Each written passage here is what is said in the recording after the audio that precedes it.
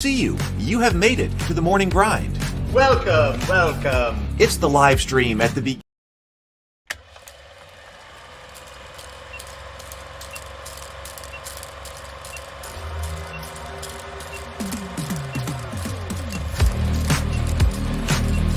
Hello, adventurer. It's good to see you. You have made it to the morning grind. Welcome, welcome. It's the live stream at the beginning of the Geekverse, where we talk about all types of topics in geekdom, gaming, and fantasy, with an emphasis on being constructive and creating the things that we want to exist in the world. It's all on the grind, Sizemore. Can't be too fine, can't be too coarse. That's exactly right. There are a lot of adventures to be had today. Dungeons to explore and monsters to slay, and who knows what a random encounter might send our way. That's why we have to prepare, so settle in now for the morning grind with your favorite beverage in hand. Tea? Or maybe something a little stronger. I've got a few bottles of the old Wynyard left. Whatever you want. Pull up a chair. Dude. If you're feeling fancy, how about a cappuccino? Or a frappuccino? Or how about an espresso? Just tea, thank you. Sounds good to me, Gandalf. Whatever you want. I'm just glad you're here. Everyone is welcome. You can just watch if you want. You don't have to worship anything you don't want to worship. Thank you, Mike. But be forewarned. Sometimes we get really strange characters around here. Wait, what's that you say? Why can't you come and be a part of the stream? My wife would disown me. Oh no, I bet she'll be fine with it. Come on in. Am I scared for my safety? No. What are we supposed to do? Everybody do the secret handshake.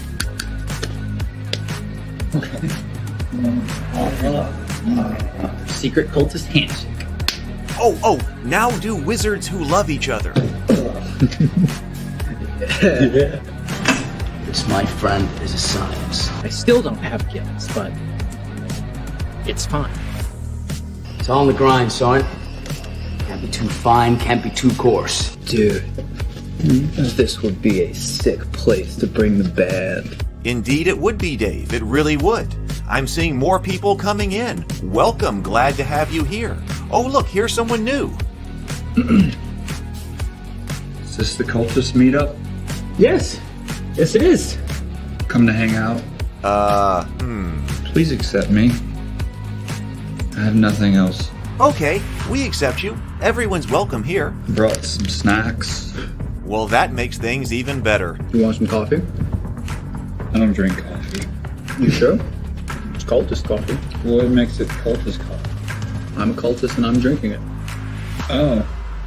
Then I'll have some. What exactly is going on here? I'm seeing more people coming in. Welcome. It's so great to have you.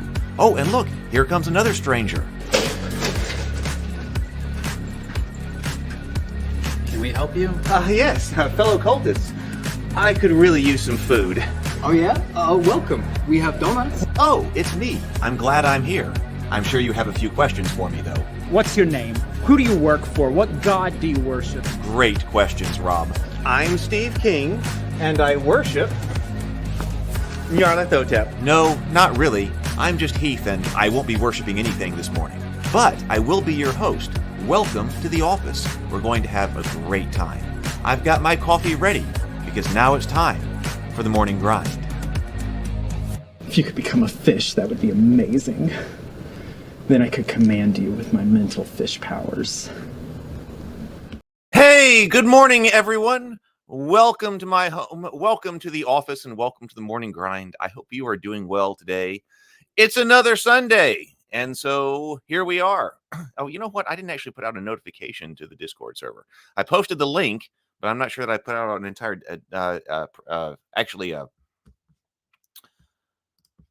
notification to that. Let me do that just 1 second. Let everybody know. Just because I'm saying people are missing it or had missed it, just I want people to know, since we're not live every morning anymore, or at least right now. Hey, everyone. I am live. About DC20, come on in.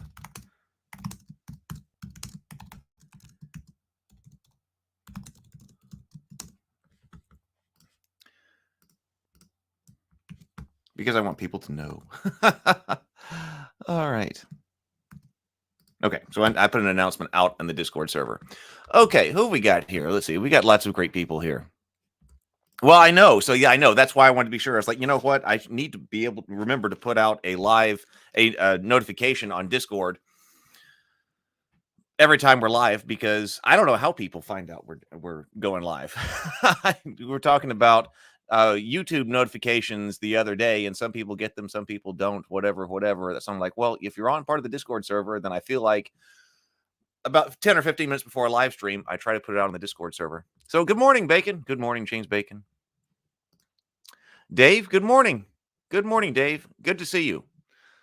Let's see. Lynn is here. Good morning. Robert is here. Good morning. Yes. Oh, it is Father's Day. Everybody, please remember that. If you're here in the U.S., it is Father's Day. I'm going to try to go over to my father's house later this evening. So don't forget. Yes, it's Father's Day. Happy Father's Day. Hello, Sable. Good to see you. We got Zero the Blade here. Good morning. We got Jason here. Good morning. Good morning. Let's see. Yep, I know. It's Sunday again. Bleeding time. Absolutely bleeding time. Let's see. Let's see. Fingers crossed on the brow salute. Time apropos greetings. Good morning, afternoon, or evening. Yes, I like that. Hey, Christopher. So let's go ahead. Hey, let's do a breathe and sip. Hey, I need to pour something else to drink here. Let's go ahead and do a breathe and sip here, and then we'll welcome anybody else who is in the chat. We're going to be taking a look at the DC20 rules again today. We had a great time with this on Wednesday. I was working on the Cultist RPG last night for a little bit, and this morning, but once again, I didn't feel like I had made enough progress on it to warrant another live stream right now, and which I'm really sad about, because I'm getting closer and closer, but I want to do maybe 1 or 2 more live streams or something like that before we start promotion of that. So I figured we'd go back to DC20 today, because people had asked about it and people wanted to do it. So, all right. Hey, let's do our breathe and sip. If you're new, this is the mental health portion of the show. We do 2 deep breaths in through the nose, deep breaths out through the mouth, complete exhale, and then take a sip of whatever beverage you happen to have this morning. So let's do it right now. Got your drink? Got your drink? It's too hot here where I am for coffee, so oh well. But all right, let's breathe. Here we go. Deep breaths.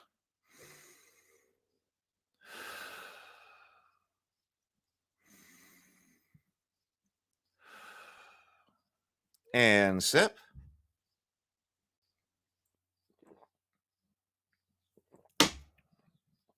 There we go. There we go. That's good. Let's see. Okay, so Christopher Jackson. So who do we have here? I'm seeing new people in the comments already. So Christopher, I think this is the first time I've seen you in the comments. So here's to you, Christopher. Thank you for being here. PH, there's PH. Did I say hi to PH?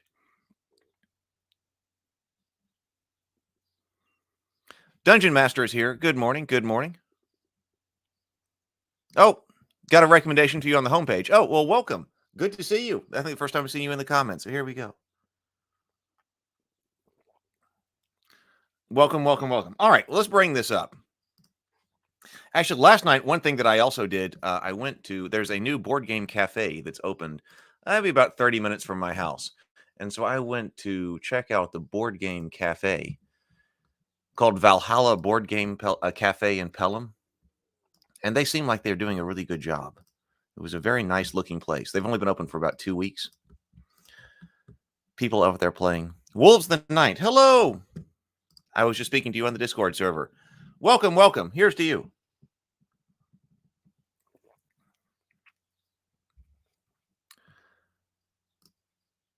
Yes, do check out James Bacon's channel. I saw some new, the James channel. That's the Bacon Gaming. It's great that we've got this little network. I saw he posted some very interesting videos, like one on the adversarial nature. He says the essential adversarial nature between the game master and the players. I haven't gotten to watch it yet. Well, yeah, and this one even has a patio, like a giant patio with all these murals and stuff up. It's really nice. All right, so here we're back here with the rules. Let's go back to the table of contents, because we were looking at a variety of stuff last time. Hey, Micah, good to see you. Good morning. Let's see. All right, so we had talked about attributes and the prime modifier.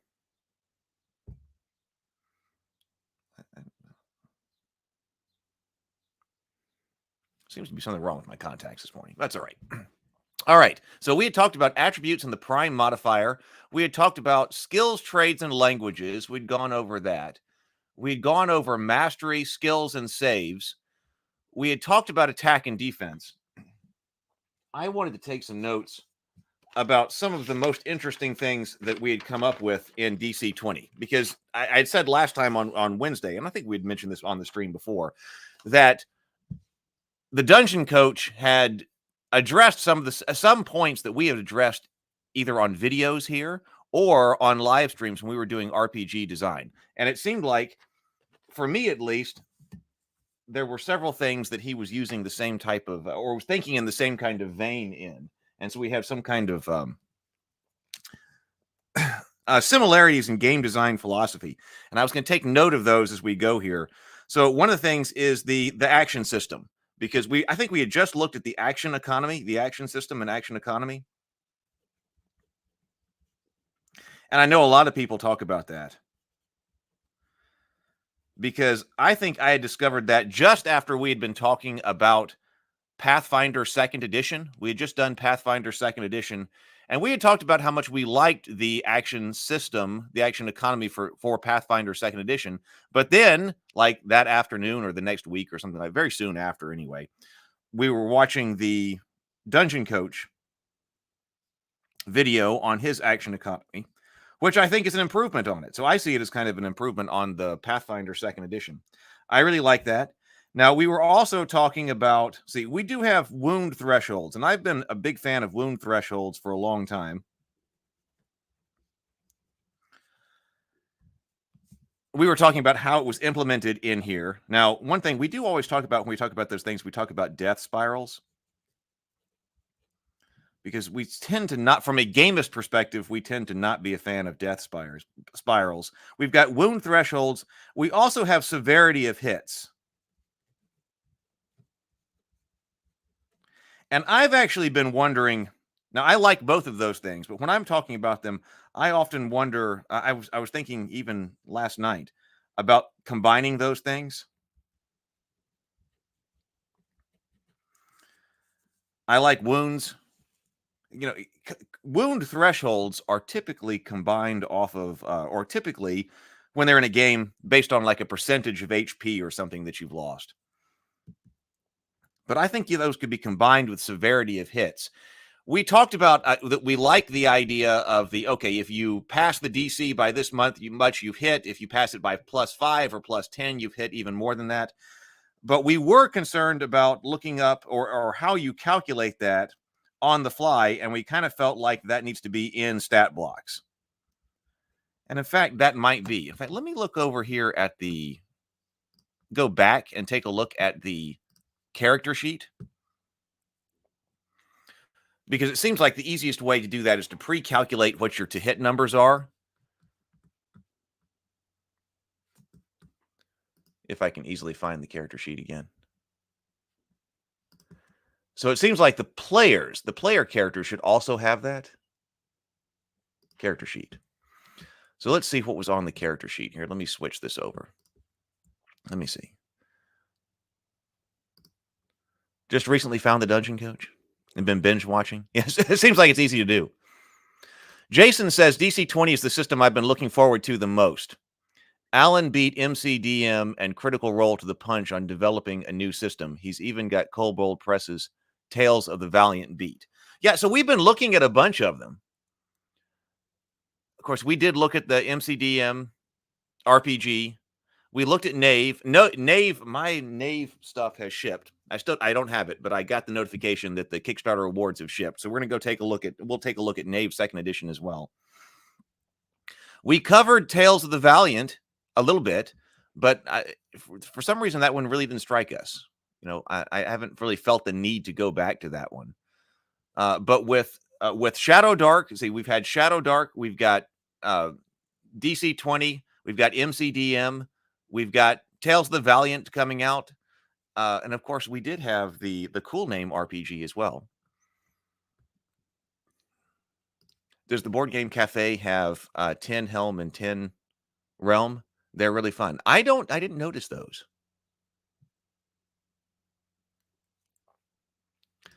The prime modifier was a difficult concept for me, but Alan explains it's considering your experience as an adventurer. It's equal to your highest stat because that represents how you do things. Now, and we talked about that quite a bit too. So I'm interested to know how that actually works too in play. And I suppose we can watch some. I mean, I think there are live plays out there, but it seems like everybody's going to have, like at the beginning, a +3, right? When you're using your prime modifier, it seems like everybody's going to have the +3. I'm sure this has been thought about, but we're talking about differentiating characters, because Mark Tassin, when he was doing the Cool Name RPG and when he was on the streams about the Cool Name RPG and was talking about that kind of development, he talked about, this is what it reminds me of. He was saying, okay, your heroes and your adventurers get to a giant wall, right? And he was talking about this in the context of like Marvel superheroes. He was saying, well, all right, you get to the base of a giant wall that you've got to climb up, or you've got to get to the top of. How do you do that if you're all a bunch of Marvel superheroes? And he was saying, well, they're all going to do it, but they're all going to do it according to whatever. And I think he was using the term shtick. He was like, whatever their shtick is how they're going to get to the top of that wall. If you're a wizard, if you're the Sorcerer Supreme, I guess you're going to use magic to fly to the top of it. If you're the Hulk, you're going to bound up there to get to the top of it. If you're Hawkeye, right, that you're going to use a particular arrow that you're just going to have a rope behind it you're going to climb up on. And everybody's going to get to if you're Iron Man, you're going to use jetpacks, right? And he was saying that everybody is going to get to the top of that, but they're going to get to the top of that using whatever it is their shtick is. Now, the key is, how do you make that actually matter in game? Because you're like, okay, here's an obstacle. You're all going to be able to get over it, but you're all going to do it using your thing. Okay. If you can all get over it, like it's okay, I got a +5 in magic, I got a +5 in jumping or strength, I got a +5 in arrows and gear or whatever. Just make that roll and then get to the top of to the top. Does that mean it's not going to matter mechanically? But so that idea of everybody having their shtick is what kind of manifested here, I think, in DC20, when we've got, okay, here's your prime attribute, which is supposed to represent, yes, what PH is talking about here, being an adventurer is equal to your highest stat. In play, does that allow us to differentiate characters? So I was actually looking, let me bring this down. Let me bring back up this character sheet. Stop screen sharing, present, share screen. But, on the other hand, maybe it just doesn't matter. So does this start to calculate, like, if you are going to get hit by a monster? And I'm guessing the monsters do that as well. See, we've got combat here. We've got action points. Attack, spell saves, attacks, exhaustion. So how do I know? Oh, yeah, okay, so right here. So we do have that. We've got heavy and brutal. Somebody's probably already telling me that in the comments. Pat the Sable says, it's interesting to me how Dungeon Coach started out only ever playing 5e, and after being exposed to Pathfinder 2e and cross-pollinating his homebrew with it, came up with the mechanics similar to Savage Worlds and other systems. Oh, James is going to go hit points on his next video. That's a good topic.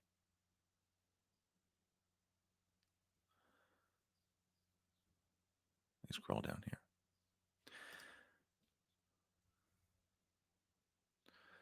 Villain says, action points is really the strongest part of DC20, and that is the thing that people talk about the most. The flexibility to react on other people's turns feels refreshing since everyone else only allows one reaction. And I want to dig into that a lot deeper once we get back to Faded Edge, because I want to know how that plays. Because I want people to... I can think of a few different ways to try to get people to have turns. I mean, I'm big on people being able to take actions on their turn quickly, moving quickly from turn to turn. One of my problems with 5th edition is often I feel like a lot of people are just sitting at the table while one person takes a long turn. And I don't really like that. So here's one way that, hey, always be paying attention to what's going on at the table, because you can use your action points to react and do something even when it's somebody else's turn. I still think the key is going to be to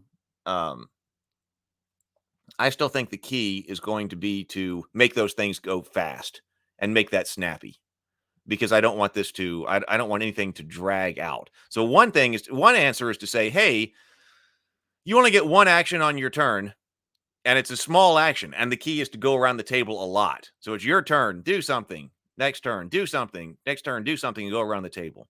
Another way is to allow people to be reacting on other people's turns. Another way is to use kind of random initiative order when you're in combat. And I want to look at that as well. Jason says, Tales of the Valiant is what I expected Wizards of the Coast to do for their upcoming D&D update. It's very much more like a streamlined version of 5e.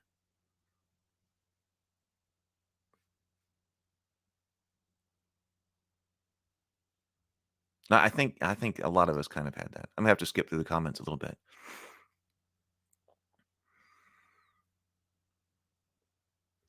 Anon says, action economy is depending on dividing everything a character does into discrete actions. But is drinking coffee one action or many? Pour, lift cup, evaluate, temp. Well, that you have to get into then also how much time, right? I mean, and from the gamer's perspective, that's all abstract, right?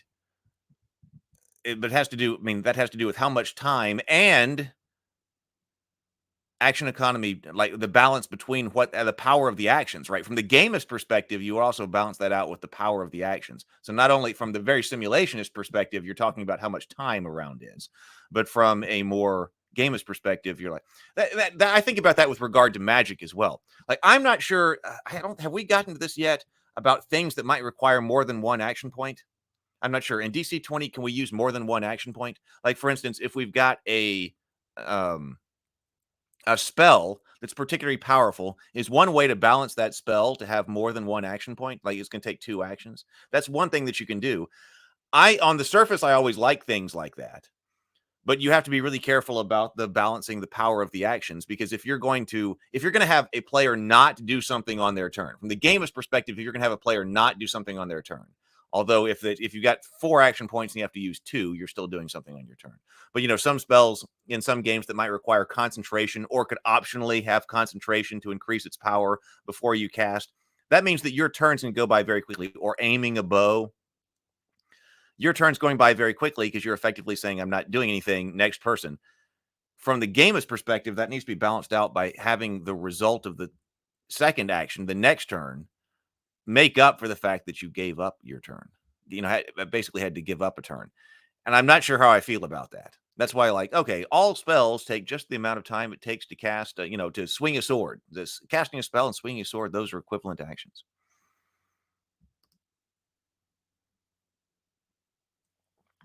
Scenes by Omnic. Yep, scenes by Omnic. All the best to DC20. Just not interested in more boggy rule sets. I like different, but simplified feels better. Hey, and here's to you for being in the comments section. I believe that's the first time I've seen you in the comments. So here's to you, Scenes.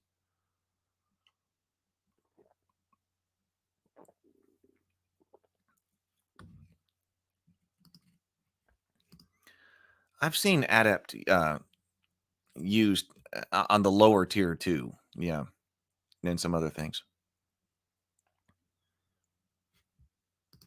Talking about Salente says, Salente, I tell you, I'm having trouble seeing a little bit today.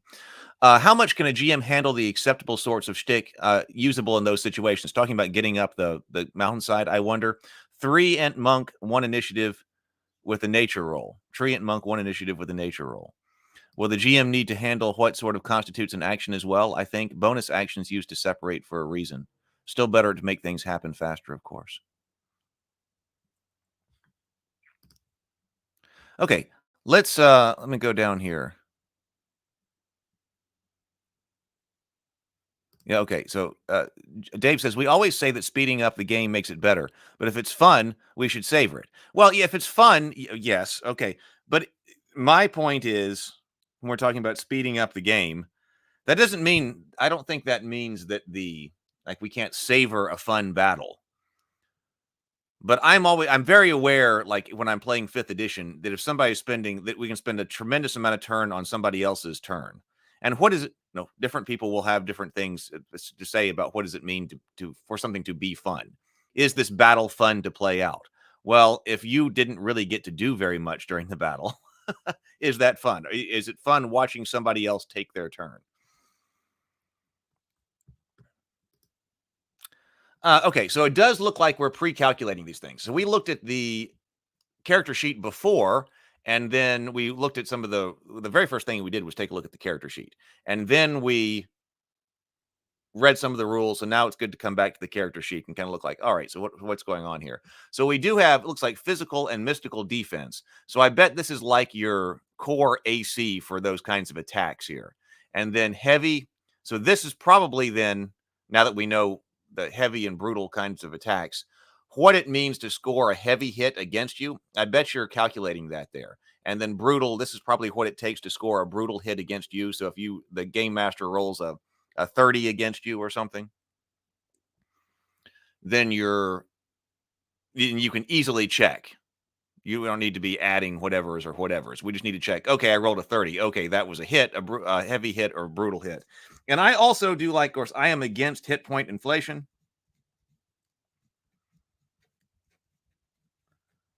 It seems like we're keeping HP numbers low here, which I like. And I like the compressed damage, sort of compressed damage. That was very much a direction that I was going with Faded Edge. So those are the systems that I've seen so far that I really like within this game. Now, of course, I do like damage reduction as well.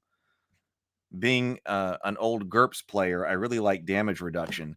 And we have that, but I've noticed that it doesn't always apply. We've got damage reduction, but it doesn't always apply. Like if you take a heavy hit or brutal hit, then I believe it said that the damage reduction does not apply to damage.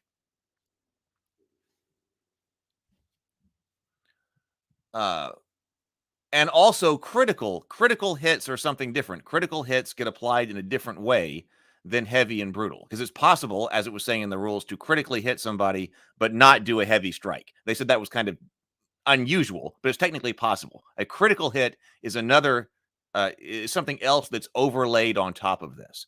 And I wonder about that. If I were writing out a system of the severity of hits, it seems like critical damage would be integrated in that rather than laid over. So I wonder about those decisions. I wonder, like, was the damage resistance too good?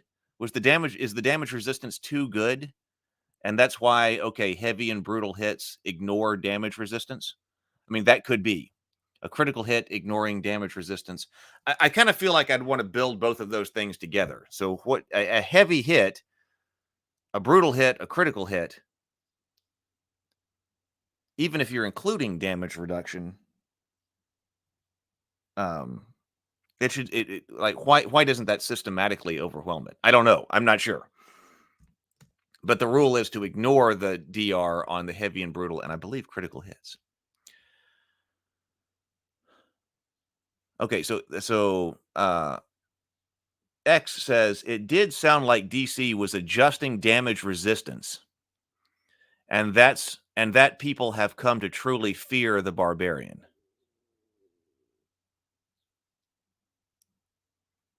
Yeah, critical is hitting the 20, right? Right. So damage, right. Oh, good morning. Oh, let's see. Ixon, good to see you. I need to do a salute to you. Here's to you. Welcome to the comments. I think it was just damage in general could not be stopped by that. Mike says, I think it's hard to tune static weapon damage with armor DR while keeping things low. That could be that. Oh, barbarians have damage resistance. Okay. Mike says, what may be the key here, like during the game design, I think it's hard to tune static weapon damage with armor DR while keeping things low. Okay, and there is something called true damage, right? True damage can't be stopped by resistance. So, and there was that phrase that we came up with, there's something that's true damage. There's damage and then there's true damage. And I wasn't completely clear on that distinction when we went through this last Wednesday. The phrase, all of a sudden, true damage came up. And I don't think that I had actually gotten to the part of the rules that explained what true damage was. But right, so we're trying to do several things here. We've got if you're trying to keep hit points low. Oh, what happened? What happened to my camera? Did I hit something? Just 1 second.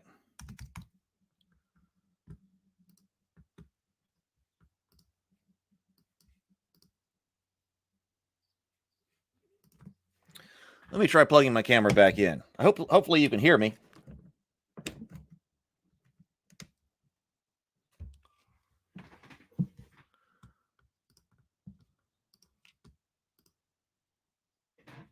Just 1 second. I think my camera turned off.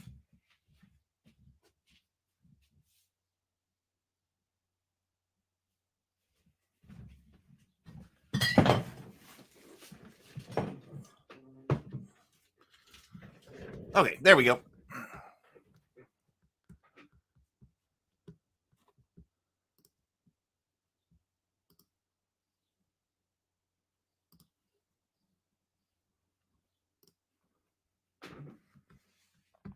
Can't I zoom in a little bit? There we go. All right, well, I'll set that up. Let's see. But yes, okay, so I was saying, I think that's probably true. If we're trying to do several things here, which I like to do, which is one, we want low hit points. So if the game design's like, okay, I want low hit points, we're not going to do inflationary hit points. We're going to go low hit points. We want, see, like I would want combined, which is, I personally really want to look at combined roll and damage, to hit and damage. If I were just writing out the things I would want, I would also want damage resistance. I would want severity of hits, to be a part of this. How do you do all of these things? And it may be that sometimes DR was getting in the way. I mean, that could be it.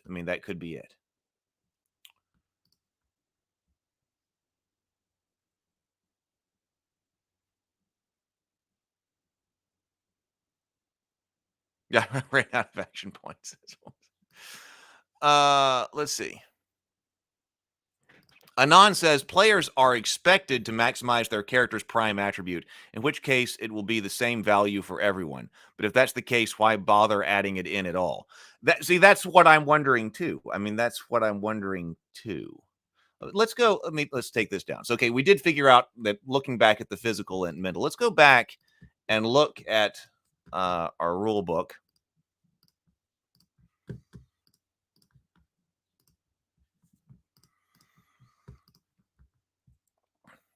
I think we had looked at damage. We had looked at combat resources. We got stamina too. Stamina powers some things.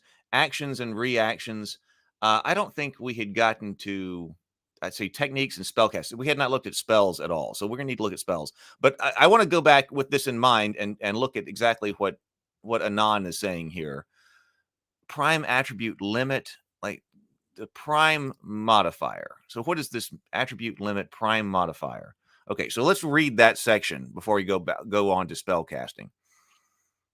Like, when do I use it again? Your prime modifier. Well, we know we use it to attack.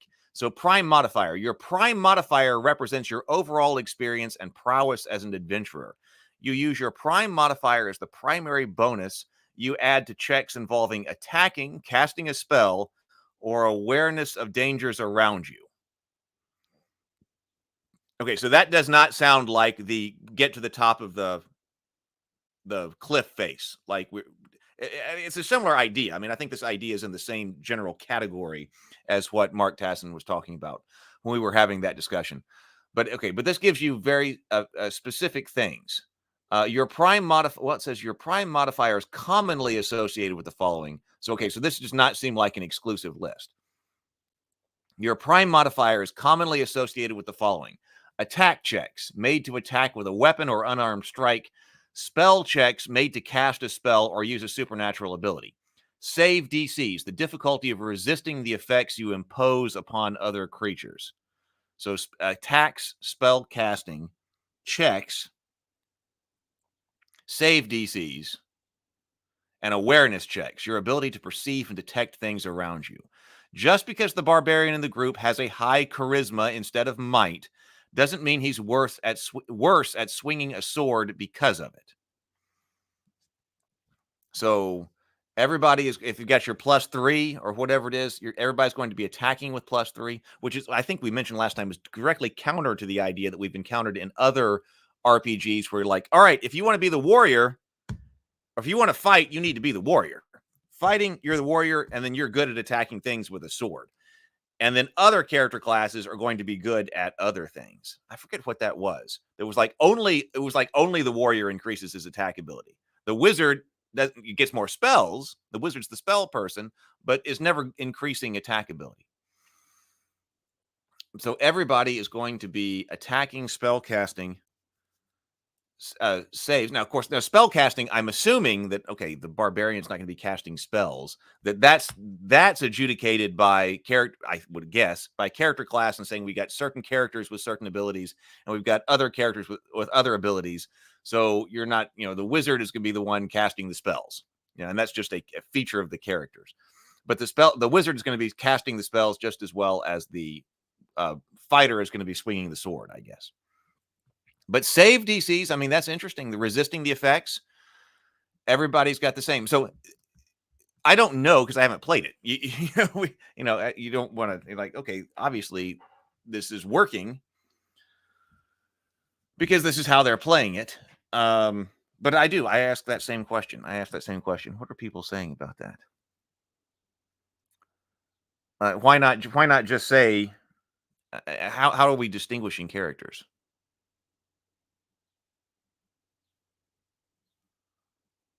Let's see. PH says DC20 prioritizes fun. That's the main philosophy. Hitting someone well and not causing damage is not fun. That's why heavy and brutal hits ignore DR. Well, I mean, I get that. And in fact, we've talked about, I get that part. And in fact, when we've talked about building out the systems that have less influence, where the dice have less influence, one of the things that people always say is that, hey, rolling dice is fun, and I like it when something really cool happens because I rolled really well. Now, the flip side to that is often I don't like it when something, miserable happens to me because I rolled very poorly. That's kind of the flip side of that. But, I can see that. Hey, I understand the philosophy that I've got a brutal hit on the orc. Okay, but I wasn't able to inflict any damage. So actually right now, just as I say that, that's one of the situations where it's like, okay, ideally, you might want damage resistance. If you were writing out a list, like if I, not like I was just doing, like what kinds of things would you like in your system? Well, I'd really like to have damage resistance because I like damage resistance.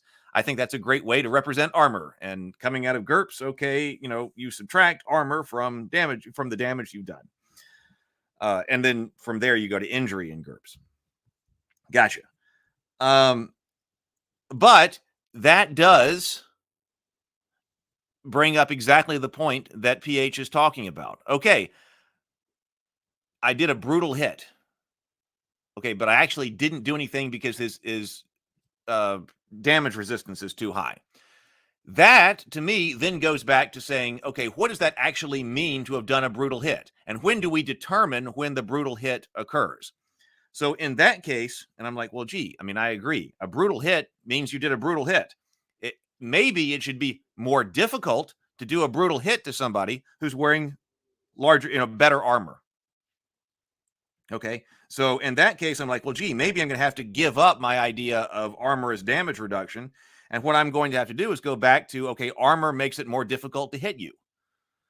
So that your armor, kind of like in Dungeons and Dragons, I guess, then kind of we're talking about our armor class or whatever, which, I have my problems with, which is why I like DR. But okay, you're like, okay, now maybe I should go back to another system like that because I really want to be able to preserve the meaning of a brutal hit. So if I say, okay, the armored character is just harder to hit, then my numbers to get a brutal hit go up. It's more difficult to roll. But when I roll it, okay, brutal hit. It's just more difficult to hit a brutal hit on that guy because he's wearing, Maximilian plate armor, right? Now, that's one way to go. And in fact, as I talked that out, I was like, okay, well, then maybe one of the things when you make your list, maybe you've got things that are mutually exclusive and you can't do. And so maybe that's a reason why damage resistance would go. Like this one seems to sit in this hybrid position where, okay, we've got damage resistance, but that sometimes it's just not going to apply.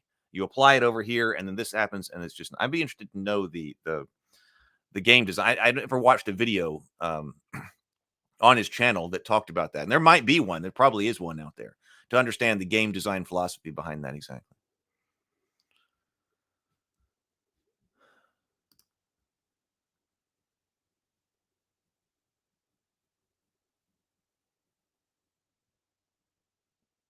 I think it does. Is it possible for your prime modifier to change to another attribute as you level up and fiddle with your attribute values?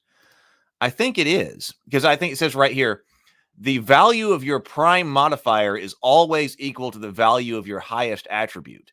So you don't, that sounds like it can definitely change. So if you're, it does. Absolutely. That's the next sentence. If your highest attribute changes, your prime modifier derives its value from the value of your new highest attribute. So yeah, so you're not locked in. So if you decide later you want to adjust your character to not be so charisma focused, now you're going to be, I guess, strength focused or whatever, your prime modifier just changes with it. So you don't incur any kind of penalty from that.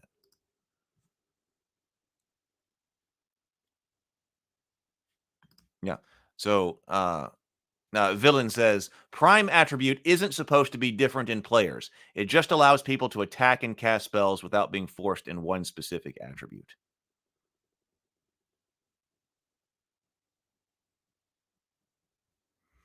Christopher Jackson says, re-prime modifiers. What if I never advance my prime stat, but advance the other stats on level up and become a jack of all trades?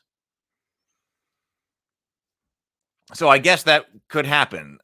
So we can level this up. You end up with a +3 for your prime stat, like at level 1. But then you expend your ability to increase your stats by not increasing, so for 3 to 4, but balancing them all out. So I guess in that case, that would be some type of differential. You would be behind in your prime stat according to other characters, right? But if you're trying to roll, whenever you have to roll other checks, you're probably going to be more more well-rounded. You'll be the jack of all trades. So I guess that's one way that you could get behind. You're not, if you did not always want to push your prime stat as far as you can go every time, or one stat, and one stat always above the other, always above the others. Oh, does it go up on its own?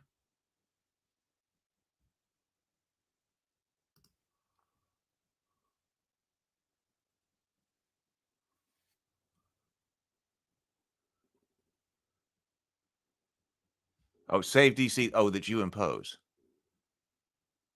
Oh. Thank you. So this is the prime stat is the difficulty of resisting the effects that you impose. I think I might have read that as imposed on you by other creatures. So, okay. So the save DC is the difficulty of resisting the effects that you impose on other creatures.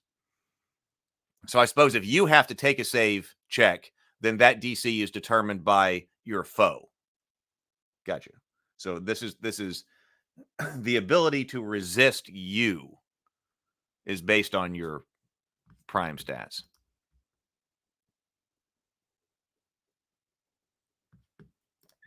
Can you make a fighting wizard? I would guess. Sing and Smash is here. Sing and Smash. There's tons of versatility in character creation. What this does is ensures that it's actually very hard for a new player to build a bad build when you're brand new to the game. Okay, I see that. There's a ton of versatility, but what you're doing is you're ensuring that you don't, it's not going to let you create a bad first level build. Okay. I believe this is the first time I've seen you in the chat, Sing and Smash. So here's to you. Cheers.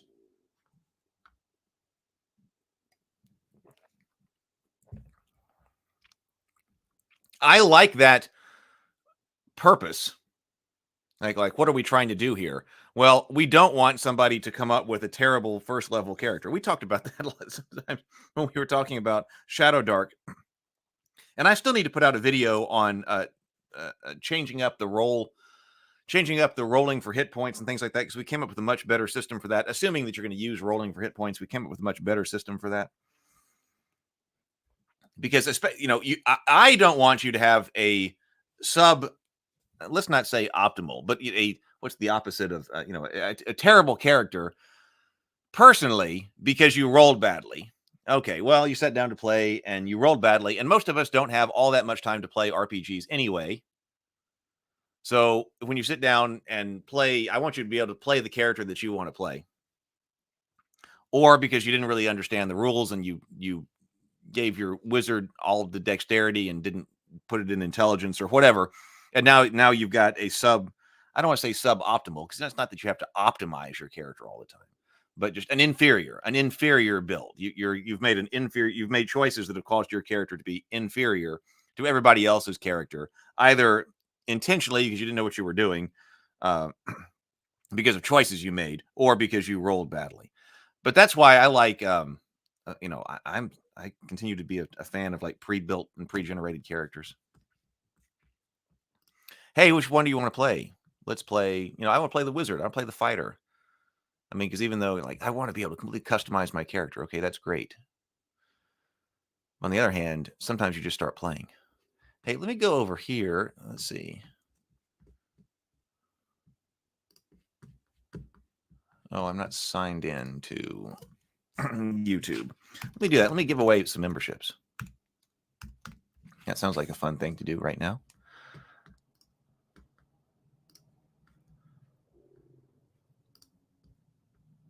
Mute the channel. There we go. Let's go over here. I'm gonna hit the random spinner for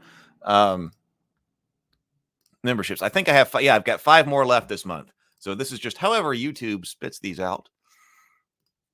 So let's see. Let's give away 5 of them and see what happens.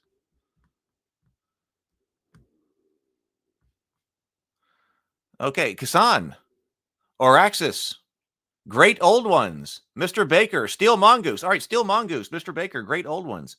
And Hassan, you're here for the first time in the chat. So, all right, so there we go. That's fun.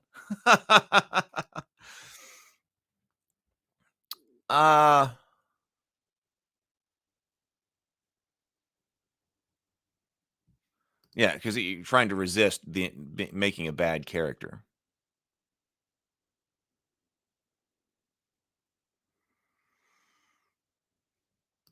They kind of mashed damage reduction and hit avoidance together, but I haven't gotten all the details down 100% yet.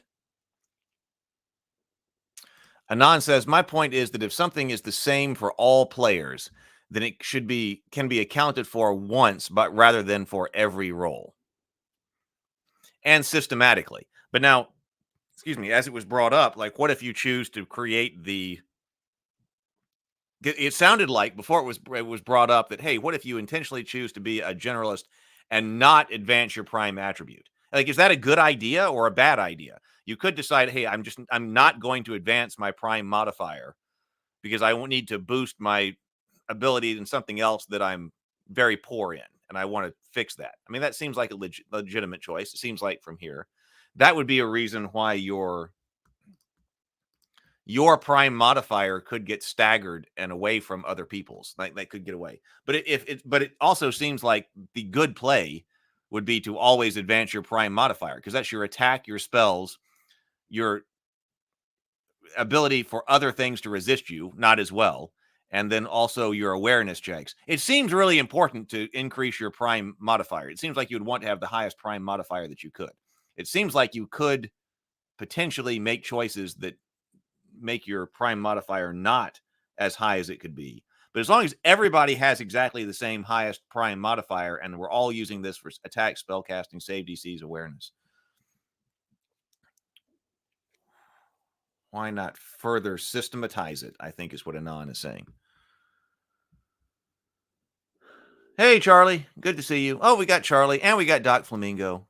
Great to see you. Welcome, welcome. All right. So skills, traits, and languages. Let's go down.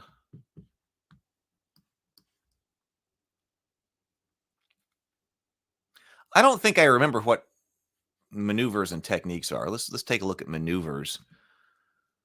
Maneuvers are martial abilities to perform feats of strength and agility on the battlefield. You gain access to these through gaining a martial mastery feature and from being a martial class or from taking certain subclasses. If a spellcaster class spends talent to get a martial class feature, they also gain access to maneuvers through the multi-class martial feature. You can spend AP to perform, so action points, right? You can spend AP to perform one or more maneuvers which allow PCs with martial mastery to enhance their offensive and defensive abilities in combat. You can use the same maneuver multiple times unless it's stated otherwise. There are several types of maneuvers: attack, grapple, defense, and weapon. Attack maneuvers focus on enhancing the damage of an attack check, making an attack check more accurate, or enabling an attack check to improve debilitating conditions on its target. Grapple maneuvers allow PCs to perform special slams, throw pins, and more when they have a creature grappled. Defense allows you to avoid or mitigate damage by using armor shield through evasion. Weapon maneuvers allow PCs to perform unique maneuvers that can only be taken when wielding certain styles of weapons. Okay, so attack maneuvers modify your martial attacks with additional damage, range, and targets. When you make a martial attack, you can spend additional AP to perform an attack maneuver as part of the attack. You must choose to do so before you make the attack. So, for example, you spend 4 action points on a martial attack against an enemy creature. 1 AP to take the attack action, make 1 attack check. 1 AP to use power attack for +1 damage. 1 AP to use extend attack, increasing melee range by 1. And 1 AP to use sweep attack to target a second creature next to the first. Only takes 1 damage on a hit. DC tip: don't forget that anyone can spend an additional AP to gain advantage on their attack check. Okay, I think we did encounter that last time. So for an additional AP, you get advantage on the attack. I'm kind of expecting a lot of people will do that a lot, right? But you can also extend your range by 1. You can deal +1 damage, and you can sweep.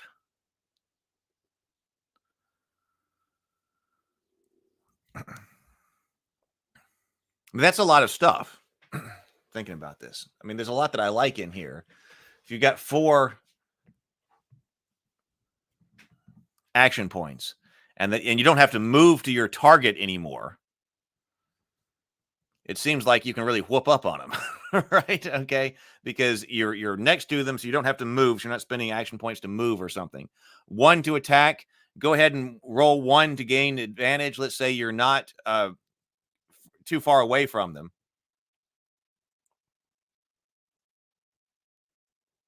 So 1 to attack, 1 to get advantage, 1 to get an additional point of damage, which 1 point of damage is significant here. So we're talking about compressing the hit points and compressing the damage.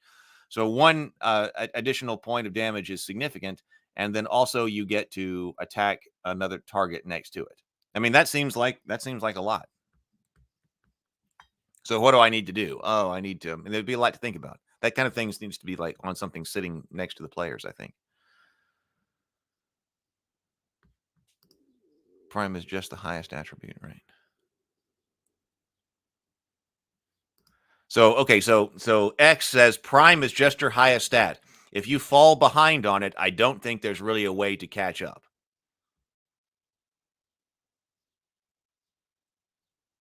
But there is. Sing and Smash says there's an alternate rule that allows it to go up certain level increments automatically as opposed to following your highest attribute. Anon says, functionally speaking, not having one stat at max is a massive disadvantage. So much it should be a rule to have one, especially if the idea is to make sure that you can't accidentally make an inferior character. Like whether we want to use optimal, suboptimal, inferior, basic character, it does seem like that's important. People talking about fighting wizards.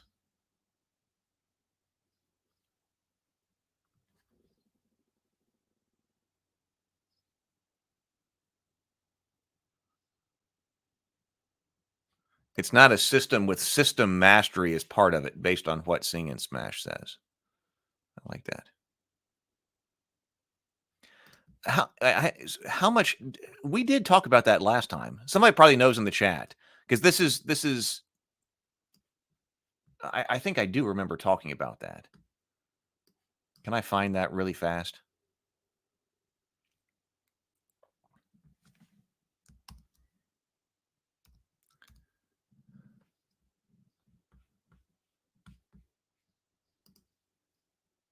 I think it wasn't hit points. It's not called hit points. Was it called health points?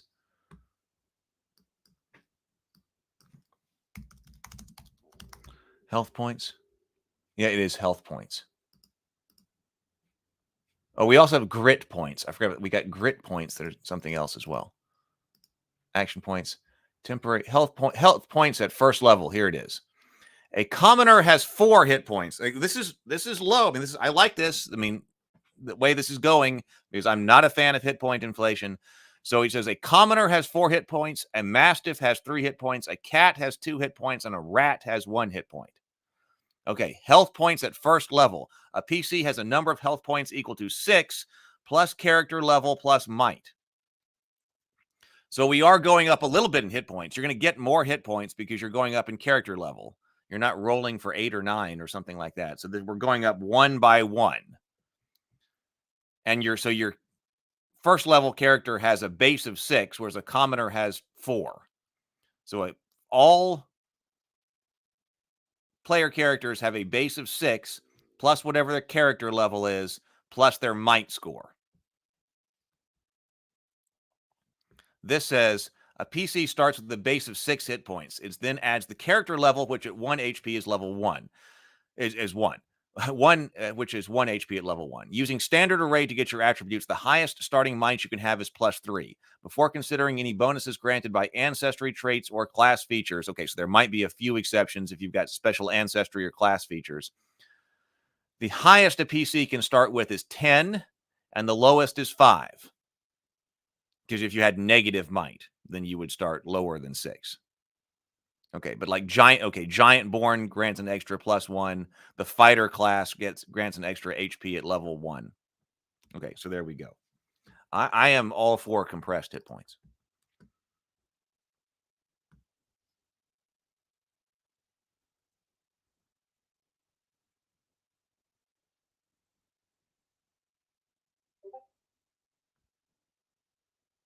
Oh, wait, I just realized that I was much further behind in comments than I thought I was. Let me scroll down. I'm scrolling down. This is fantastic. Lots of people saying great things. Oh, wait, look. I just saw the dungeon coach is here. Oh, look. Well, okay. Welcome to the dungeon coach. Wait, where's the first comment here? The dungeon coach. Hello. He says, hey there, man. Good to see you. Love seeing thoughtful and insightful reflections on the rules. My 2 cents on Prime is that it opens up character creation for you to truly choose what attributes you want. And to your point of seeing everyone seeming the same. Also, save DC is Prime so that both martial and spellcasters can use it for effects. This is alleviated with a huge customization of classes, talents, ancestry options, and more, which we have not gotten to yet.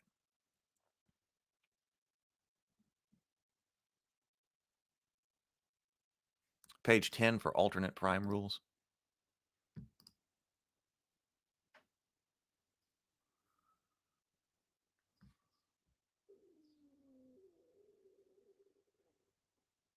Yeah. Okay. So he says, I heard that you were out on vacation, so still doing Father Day stuff with the family, but wanted to swing by. Great breakdowns. Thank you. Maybe, let's see. Maybe one day we could have the dungeon coach on Table Talk with us tonight. One day. Table Talk, if you're new here, is our second channel. Table Talk is when we talk with other people on Tuesdays and some Thursday nights. That'd be great. I would love to have him on.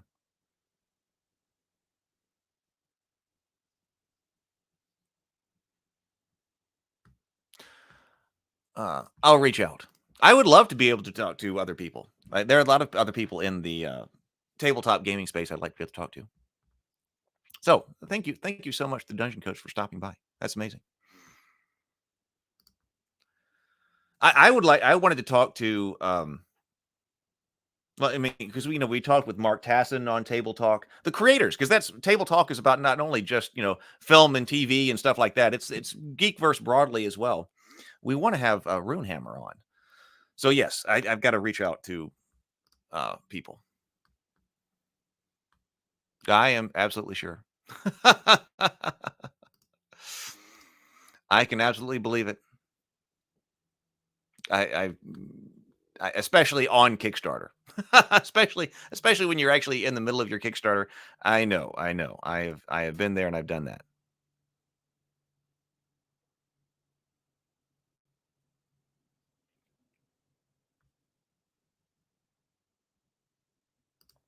But Anand says the Dungeon Coach is still failing to see how doing something to render all characters the same provides opportunities for customizations. Yeah, I know. I completely. I wouldn't reach out to somebody like that especially while they're on Kickstarter.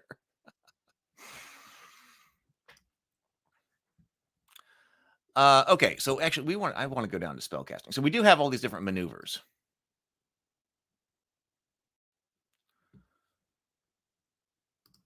We were just looking at attack maneuvers, save maneuvers, defense maneuvers.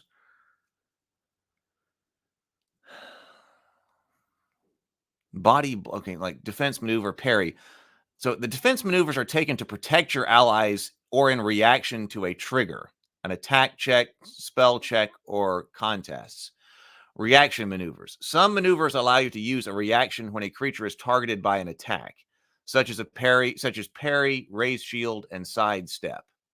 For such maneuvers, you can wait until after the check is made, but you must decide to use the maneuver before the GM says the result of the check.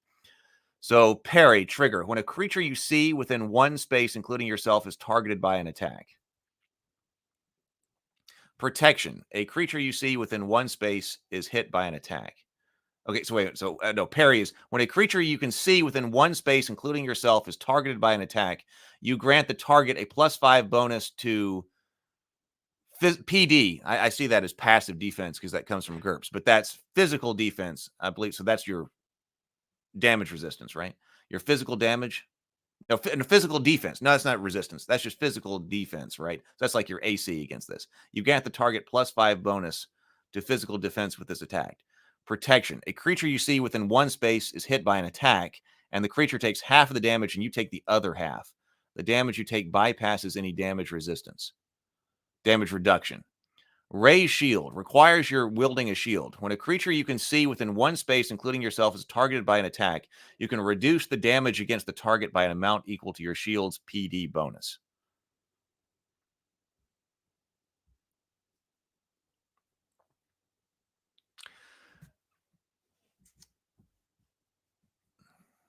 How do we feel about that? I mean, I like that. I mean, it's one of those things. If you're writing down and you got reactions, because I actually remember thinking that, okay, wait a minute, we were a bit light on different types of reactions after talking about the action economy system with your actions and then your reactions with the triggers. I actually thought that I was a bit light on different types of reactions. But now I don't really think so because we have like all of these are defensive reactions.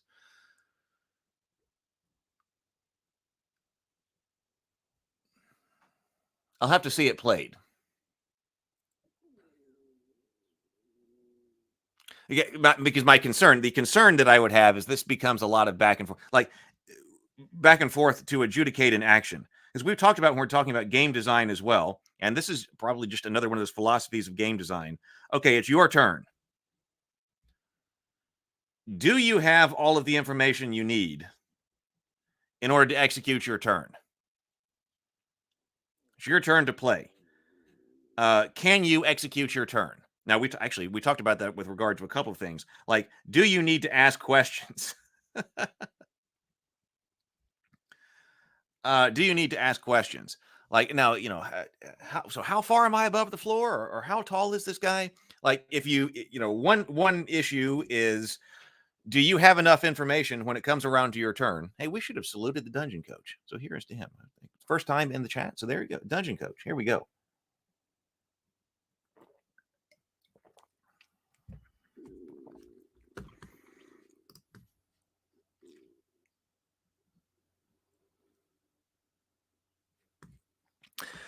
Well, yeah, you only have 4 AP. So how you spend them prevents the back and forth, I would think. But you still have to check. Like, okay, do you have AP to spend?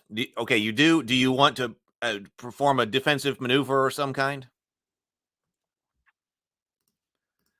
X says, I really got to play test this a lot more systematically I really got to play test this a lot more systematically than I've explored so far. We kind of wanted to it would be great if we could do some testing live. We've talked about that a lot on the channel, and it just is not materialized. Hassan says, reaction is kind of hard because it's a gamble. You can save AP, but it might be wasted if the thing you predict didn't happen. Right. So that's one of the things that's like prevaricating. That's like, okay, I mean, I like it in principle. I mean, I think this is another one of those things that I would add. And this is another reason why when we're talking about this, that seems like the Dungeon Coach and I often, and this is why I liked watching his videos, that had a similar kind of game design philosophy.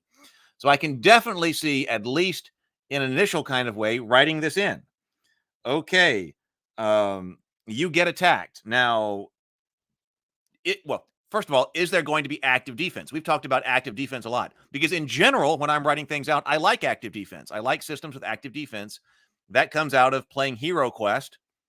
My first experience with these kinds of games being Hero Quest, because you roll to defend yourself in Hero Quest. So I guess that's always stuck with me. And then I went over to GURPS, and GURPS has active defense. But, in those situations, you can't resolve your turn because somebody else has to be there on your turn in order to allow you to fully adjudicate your turn.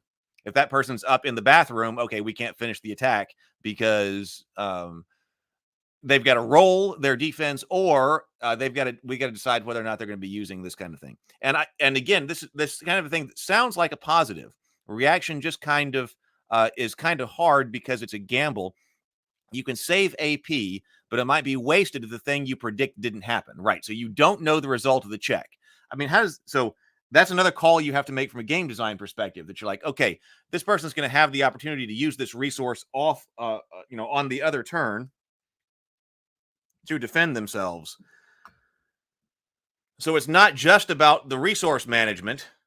It is also about making a prediction. Okay, I'm attacked. Am I going to do whatever? Maybe, maybe not. And that seems like it has the potential to extend a turn. Talking about time between turns, that would be the kind of thing I'd be thinking about from the game design perspective.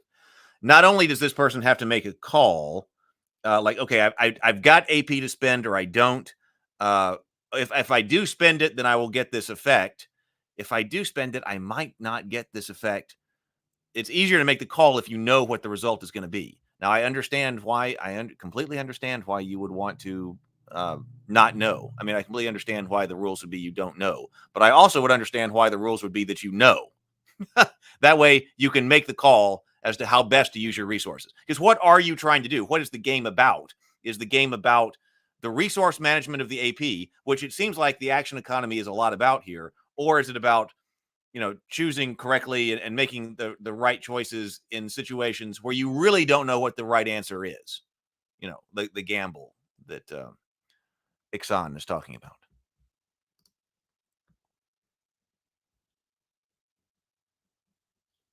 You like the defending the comrades? I don't really know how that works, like physically, but I can completely see it from a game design perspective.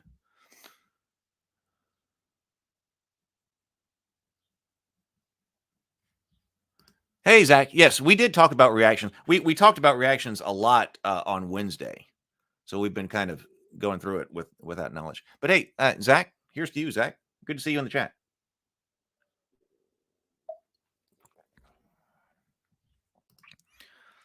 Okay, I don't think the GM ever asks if a player wants to use a reaction. Players have to stay alert or they will miss the chance.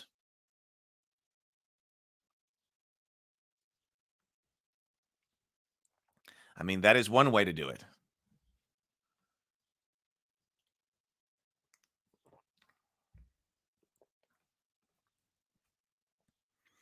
So you don't go around and check what people are doing? There is a lot going on in this game. X says, yeah, cinematic play can be an adjustment. Instinct for more crunchy battles will be to question whether or not anything can be done, while part of streamlined cinematic gaming is to do away with that. And, I come out of, I'm very crunchy, very simulationist. That was my, like I said, GURPS. I come out of that kind of tradition. Now I'm much more gamist in my thinking and philosophy, but I still enjoy the other kinds of games and appreciate them. So Singh says the reactions are used when needed. There's no gamble involved. There's no held action here. I think what was brought up, I think what was talking about here was a defensive maneuver. Okay, so this says some maneuvers allow you to use a reaction when a creature is targeted by an attack, such as parry, raise shield, and sidestep. For such maneuvers, you can wait until after the check is made, but you must decide to use the maneuver before the GM says the result of the check. So when I read that, I said, okay, I thought that meant the game master says, okay, the orc is attacking you. So if you're not going to verify the player is using a reaction, the player would have to say, okay, I'm defending, or I'm using a ray shield. And you have multiple defensive options. Wait a minute, am I parrying? Am I doing protection? Am I raising my shield? What am I doing? Or sidestepping or whatever it is right here, right? So the game master says, orc number 4 is attacking you. Okay, I raise my shield. Okay, adjudicate. And then the game master rolls the dice. I thought that this also meant that game master could say, orc number 4 is attacking you. The dice hit the table, but I'm assuming they're behind the screen because you don't know the result of the check. So the game master says the orc number 4 is attacking you. The die hits the table, roll, roll, roll, clank, clank, clank. And then the player can say at that moment, even though the die roll hasn't been, hey, I'm raising my shield. So the check was made, but you don't know the result yet. So I think when we're talking about the gamble is like, well, you don't know what's about to be rolled. If orc number 4 attacks you, I raise my shield. Here's the AP. And then the orc rolls so that he wouldn't have hit you anyway. Well, then you didn't need to expend the AP. Now you don't know, and I understand that why you would want that to be part of the game. But on the other hand, you could be, all right, the orc number 4 attacks you. Whoa, it's a 28. Oh, blast. I'd better raise my shield. I've got some AP, so I'll cancel that. That's two different gameplay styles.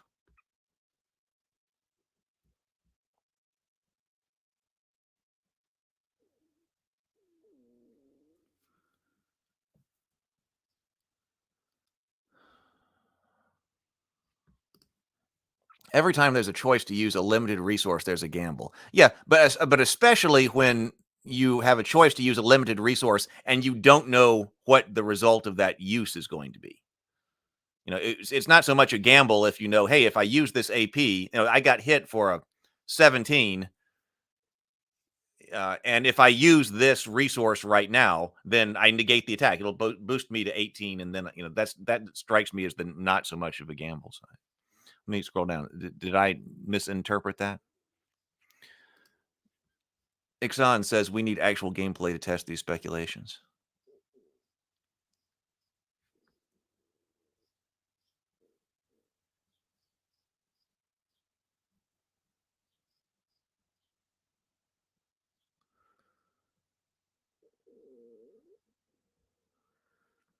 All right, let's scroll down a little bit.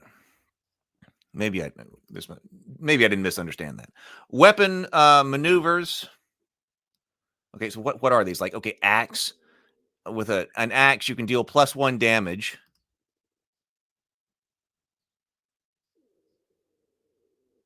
Right. Yes. I mean, yes, that's absolutely true. Peter, good to see you, Peter. Oh, I'm going to have to take another drink here. Good to see you in the chat for the first time, Peter. Peter says, like in DC20, you regain. I like in DC20 that you regain AP at the end of your turn. So everybody's spending all of their AP during his turn. I mean, I like that too. You can also use it all as reactions on others' turns. I like that too. I mean, that's my favorite thing so far, which I think is a lot of people's. I mean, yes, that's the way that works. So you get all of your AP at the end of your turn, and if you want to spend them all as reactions, go for it. Okay, so like with an axe, you can go maneuver for AP1.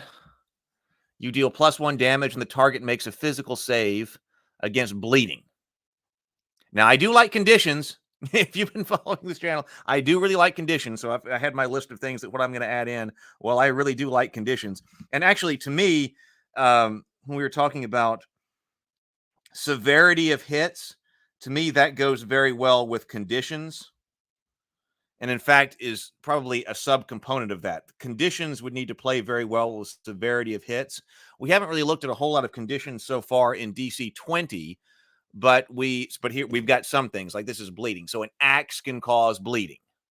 And here's the phrase true damage right there. True damage maneuver. You deal, and I don't think I've read in here a definition of true damage. But one AP, you deal 1 damage, and the target makes a physical save against bleeding at the start of their turn. Style passive. You deal +1 damage against creatures that are bloodied or bleeding.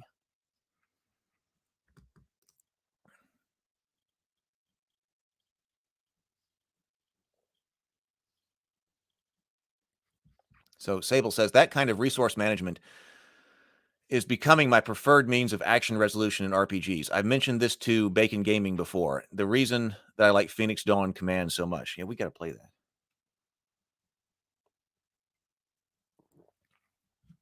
Oh, there are tons of conditions here.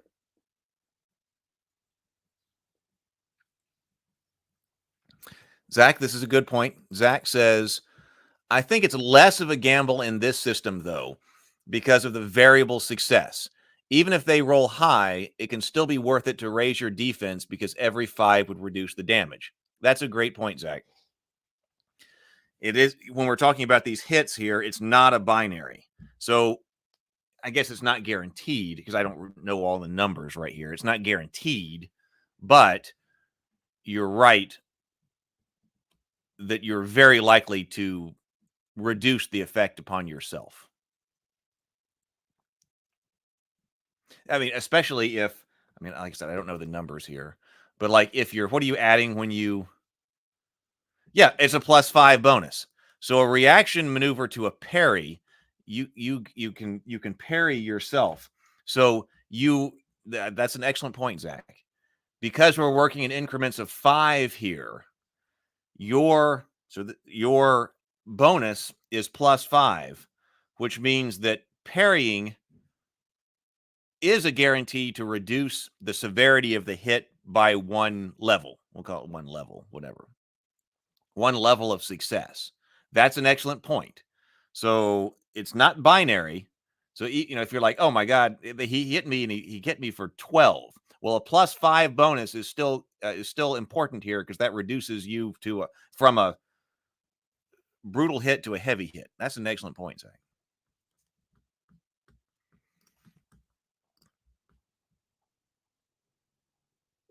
That's what I think too. That's what I sound. That's what I'm working on, the assumption that true damage is just damage incapable of being mitigated. That you have. That's, yes. That was what my guess was. Yeah. Okay.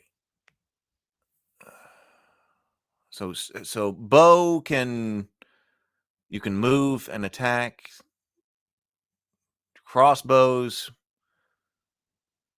fist, potentially grapple someone. So we got some. So weapons are being differentiated here with some special rules. Spear is you deal +1 damage and the range of your attack check increases by 1 space. You can only use this maneuver once per check, and it can't be used with an extended attack maneuver. Even sword. Okay, sword has a maneuver. You gain a help die on the attack check. Each time you use this maneuver again before the end of your turn, your help die decreases by 1 step. Whip. So a technique. Martial classes learn new techniques at certain levels from techniques known in the class column. There's not a lot here. Oh, no, here. Okay, so like heroic bash.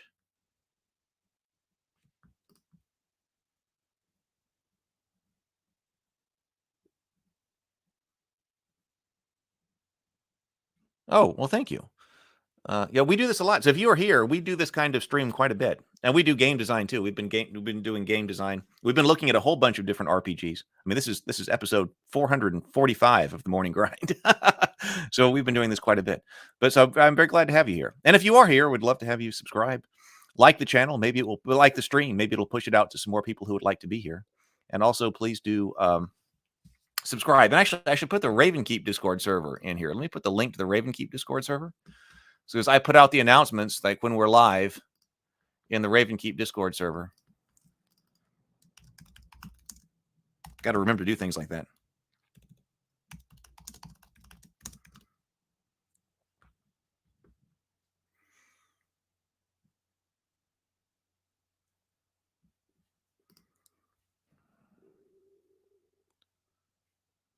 Yeah, no. So the game master, we haven't even talked about that side of things, but the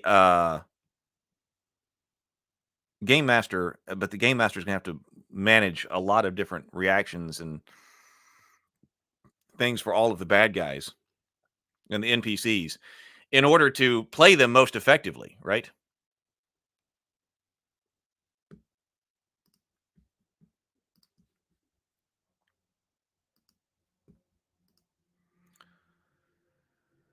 So technique is something like heroic taunt. You can spend 1 AP and 1 SP, that stamina point, to attempt to taunt all enemies within 5 squares.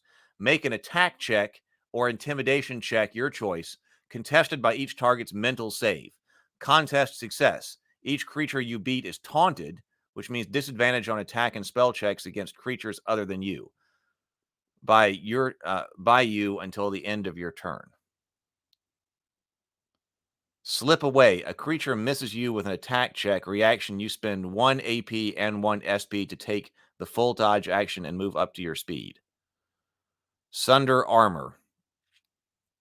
You can spend 1 AP and 1 SP to make an attack check against a creature with damage reduction. You deal additional damage equal to the target's PDR value. This damage ignores the target's PDR.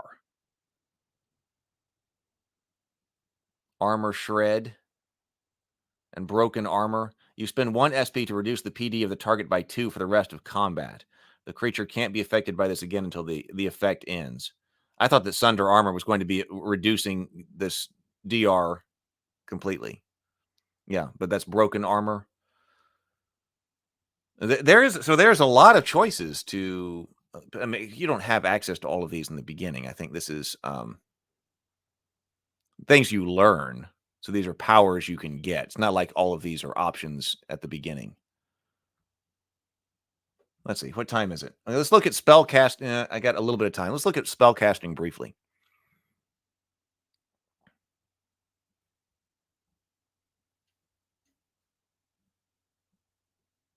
Because Mike says, I wonder what the cognitive load is for the GM when each opponent has 4 AP. I wonder too.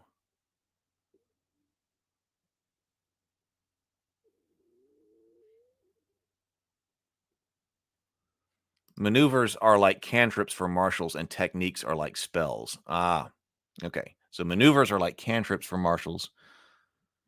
Okay, because the maneuver, yeah, because you have access to all of these maneuvers. I mean, assuming you're using a crossbow and crossbow, right? So yeah, so that's okay. So that's my understanding. So that's okay. That's interesting. So maneuvers are cantrips for marshals. I like that phraseology, and that the techniques are their spells. Okay, let's look at spellcasting briefly. I'm gonna have to go soon, but let's well, there's still a lot.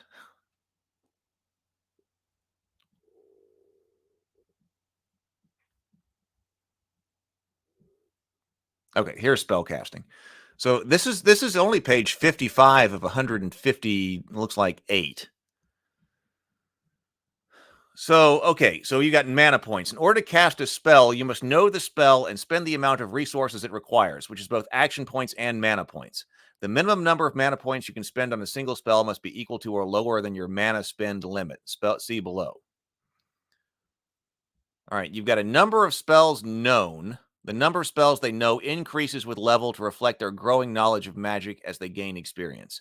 As the PC learns a new spell, the spell must be included in their spell list and possess any required spell tags. So actually, come to think of it, we should say this. So when Peter was saying maneuvers are like cantrips for martials and techniques are like spells, DC20 is a very customizable system. So does that mean basically then that the solution to martial classes and spellcaster balance is basically that the marshals in DC20 became casters? We've talked about that in relation to Dungeons and Dragons and other things as well. That, well, how do you do martial classes spellcaster balance? Assuming that balance is something that's important to you, and what even balance means. But this is not the place for that conversation. But how do you make sure that each one of those classes feels important? Well, one way to do that seems like a very common way today is to effectively turn the martial classes into casters. That they need to have things like that allow them to have something that is spell equivalent. So that's what's going on here. Because I mean, some of that did seem it seems like the kind of thing that I would encounter in like a World of Warcraft, like when I used to play World of Warcraft, those kinds of actions and things that a warrior can do. That's what that kind of feels like to me. There's no wrong choice, but we're making, even not explicitly, we're putting some kind of spellcasting thing onto martial classes.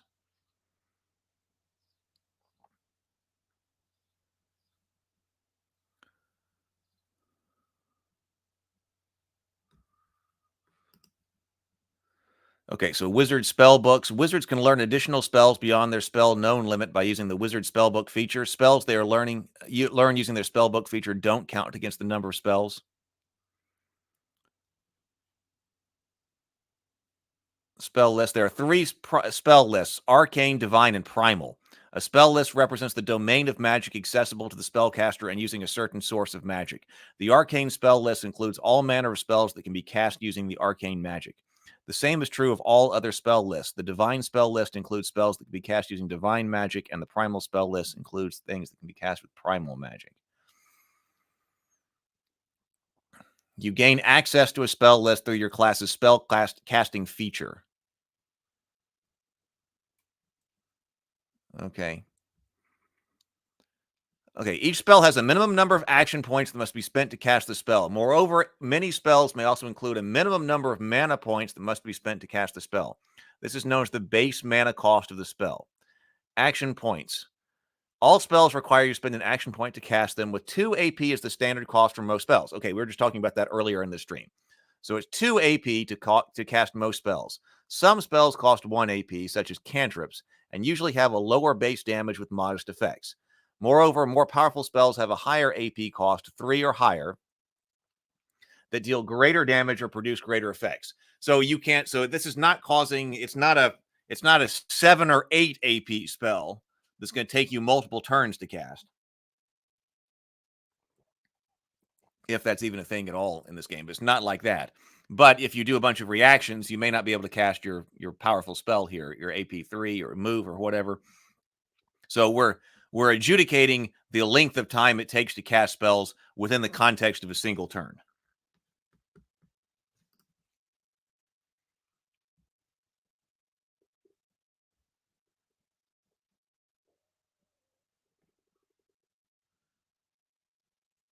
Let's see.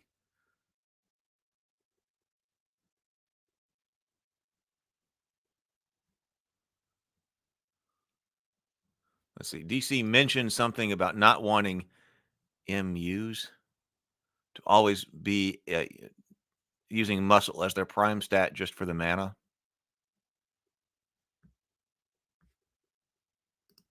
Let's see. Okay, so mana points. Okay, so we were adjudicating the amount of time it takes within a turn by using different variable numbers of AP, which is also nice. I mean, I think that's a pretty good balance, and we're not gonna. We haven't read where you could take multiple turns to cast a spell or multiple turns to shoot a bow or something like that. But if you have more than one action, you can suddenly start to play with this on a turn. That's an advantage of that. I mean, the disadvantage is the more complexity of the multiple different APs and what you do. But an advantage is that you can start to play with things like the cost of action points, spells for action points in spell casting. So each spell has a minimum mana points that you must spend in order to cast it. There are different ways to spend additional MP on spells, and the MP is spent when the spell goes off successfully.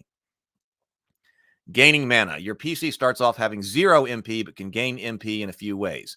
Spellcaster class feature bonus mana. If you choose the spellcaster class, you have a maximum number of MP equal to your prime modifier, plus an additional amount of MP from the mana points column of your spellcaster class table. Multi-class talent bonus mana. If you're a martial class and spend a multi-class talent on a spellcaster class feature, you gain bonus MP from the spellcaster multi-class table.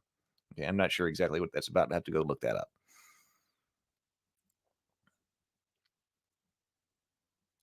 Missing with mana. When you spend MP to cast a spell that deals damage, the target takes half damage on a miss. Well, that's important to know. So when you spend magic points to cast a spell that deals damage, the target takes half damage on a miss.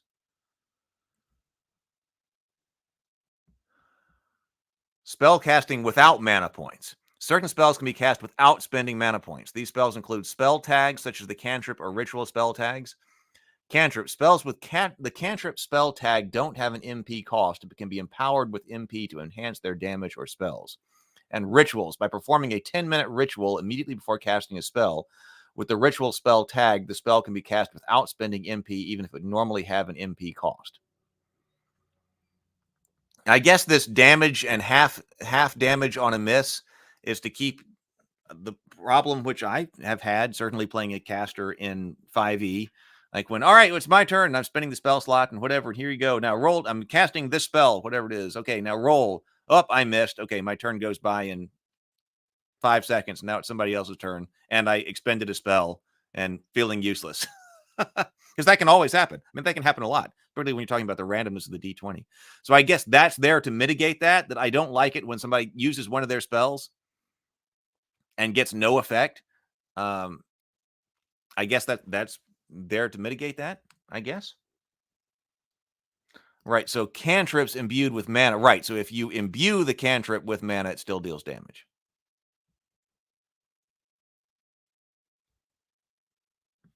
Exactly, so it's trying to stop that. I shoot 6th level fireball, and I completely miss, and it's gone. That is often not fun. If you're managing your spells and your points to cast and things like that, that should be enough. You use them, and now you get the effect. In a certain game philosophy, of course.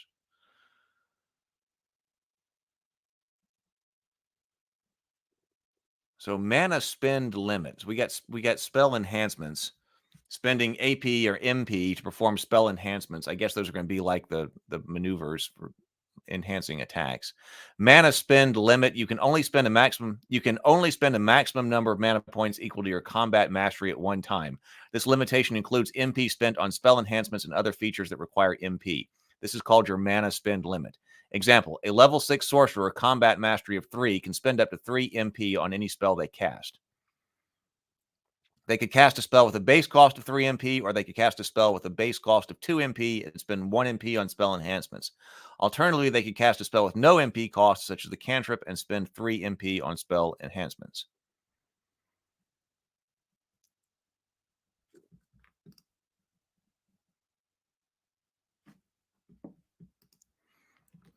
Once again, there's a lot going on here. You do make a spell check to determine the spell's degree of success or failure. Your spell check is compared against the target's defense, the spell's DC, or the target's contested check. These spell checks are compared against the target's defense to determine whether or not the attack has hit the target. This type of spell check, this is when you're doing spell check versus defense. This is a spell attack.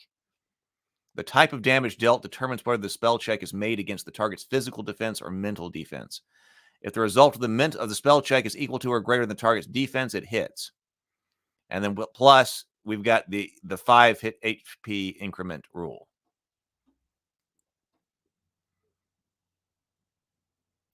We can contest this against the spell's DC, its own DC, or against a target save.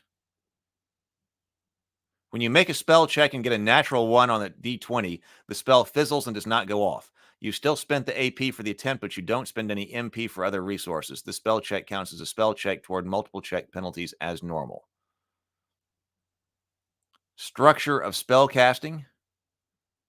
When you cast a spell, you'll always make a spell check. Your result will be contested by one of 3 values depending on whether the spell does and may force the target to make a save. Only damage, only effects, damage and effect. There are 3 types of components that a spell could have.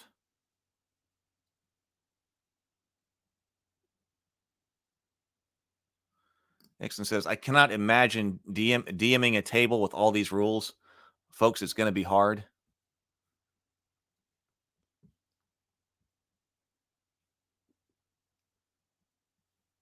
I do like using mana. I like using mana rather than the Vancian spellcasting system. I do like that. We got to talk about that with relation to Hero Quest as well. So components include verbal, but it just says nearby creatures may hear you cast the spell. You can't cast spells with a verbal component if you're silenced by magical or mundane means. You lose your breath when you using a verbal component to cast a spell while underwater. When you otherwise hold your breath. DC tip. From a roleplay perspective, the PC could take a specific word, a phrase, a strange sound, or ignore this completely. It's just important for both GM and player to understand the PC is making a sound of some kind when casting a spell. Somatic gestures, of course. Creatures can see you. Who can see you may notice you're casting a spell. If your hands are bound or restrained from movement in any way, you can't cast the spell with somatic components. You'll need at least one free hand that's not holding anything to satisfy the somatic component. Having a shield strapped to one hand, having one hand doesn't count as a free hand. Having a shield strapped to one hand does not count. From a role-playing perspective, the PC can move their arms around in a grand display, use simple hand gestures, or ignore this completely. It's just important for both the game master and player to understand the PC is visibly moving their hands around when casting the spell. Then we've got material components you have to have.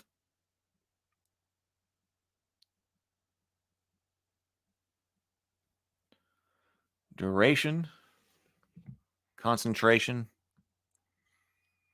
We have like a spell starting. Oh, I was wondering what the rest of this. I thought we were going to have a whole bunch of spells here. Starting combat, we've got information on time in combat, initiative checks. How are we doing initiative? The attacks taken by each PC right before the start of combat will determine what type of check they make for their initiative check. This check could be an attack check, spell check, skill check, or even a trade check. Example, one PC is talking to a group of enemy bandits when another PC is sneaking around behind them. If combat were to happen and break out, an initiative check for the talking PC would be an influence check, while the sneaking PC would make a stealth check. The GM will go around to each PC and either approve or assist them in determining their initiative check. Once everyone's initiative checks are agreed upon, the group will roll for initiative together. This might be very obvious for some PCs or require some group thinking for others. Let this be a creative and collaborative effort for the team. Well, that's interesting. I don't think I've ever seen that before.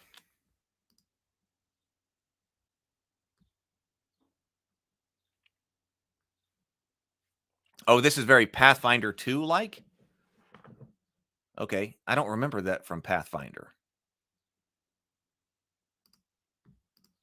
So, example, the rogue was caught pocketing trickery check. The ranger knows the beast you are about to fight very well, animal check. The monk is investigating a pile of bones before a monster attack, investigation check. The fighter sees danger and draws their sword and shield to step in front of their allies, make that an attack check. and so forth. The bard is absolutely absently plucking their flute, unable to think of anything else to do, so make a flat D20 roll. We've talked quite a bit about initiative checks on this channel and this stream. Because one of my, because I think I did a video on why I think that the 5th edition initiative is the worst way to do initiative. And it's because it's effectively random anyway, because of the overpowering nature of the D20 when you're talking about, if you're talking about plus 1s, plus 2s, plus 3s. I'm not sure why it matters. So here you've got, if we're just talking about plus 2s and plus 2s, 3s, or plus 4s,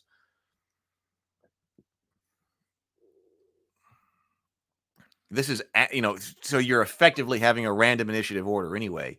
The fact that you have got to figure out and do a creative and collaborative effort as a team in order to figure out initiative, I don't know how I feel about that. Because I don't like, there's action going on at the table. We're doing whatever when you're playing 5th edition. And then, okay, now everybody make an initiative check. And that completely stops. We're about to go into battle. This should be exciting. Something happened. Somebody drew a sword. Somebody struck something. And then, okay, now everybody make an initiative check. And then we got to figure out the numbers. And then we have our initiative tree over there. And you got to figure out your initiative tree. It seems like combat is when everybody goes to the bathroom. All right, roll initiative. Okay, now I can step up. Here, I rolled a whatever. Everybody gets sorted here. And it takes forever to get sorted. And I don't like that.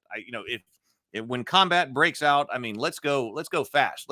That's not the time to go to the bathroom or make a sandwich. So I do question this. So this is something that's like, okay, so not only, it's not like initiative check and everybody knows exactly what to roll. Okay, everybody grabs their D20 and hits their decks. Whether or not that's a good system or not. This one does require adjudication of what it is on an individual level that everybody is going to roll. PCs are able to give the help action on initiative checks.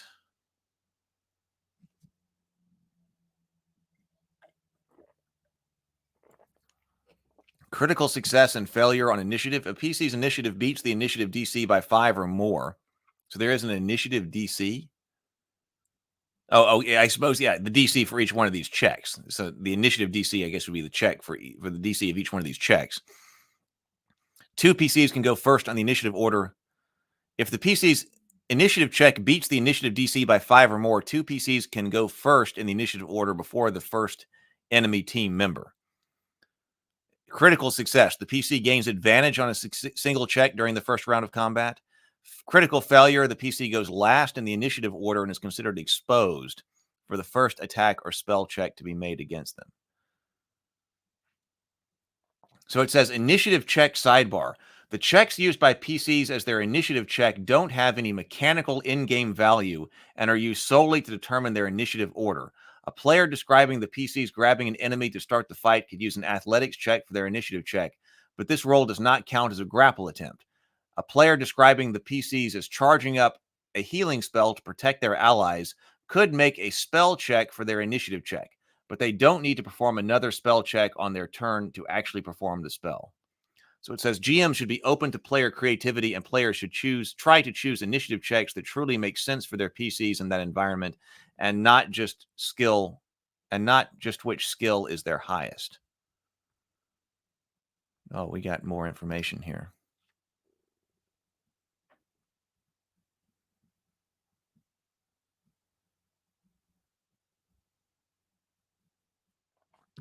"5e initiative is not fair. Being a GM, knowing that your mob's dead because the PC can TPK hurts me just thinking about it."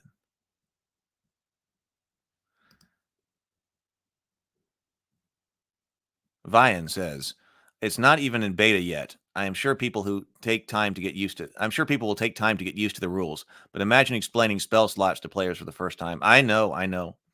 The wizard, I have that. Yeah, I have that same concern about wizards in 5th edition. There are so many different levels to get them to cast the spell. Okay, do you know the spell? Slots available, slots that are going to be expended. Is it too complicated?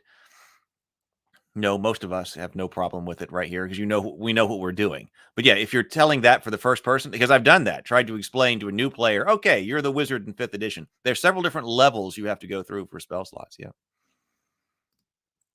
Making more roles player facing keeps things fast and easy. Though GMs have already had enough mental overload, I don't think they don't need to manage everyone else's math too.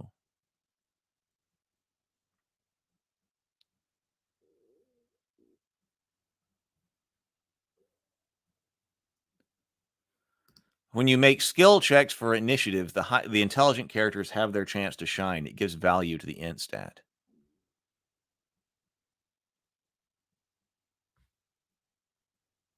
Right. And right. You use the term spell level for both character level and spell level, and they don't line up.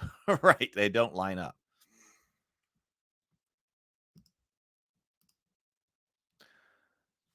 Zach says, I like the initiative checks, but it does rely on characters being invested in the role play and additional time. How do we get people into the fight?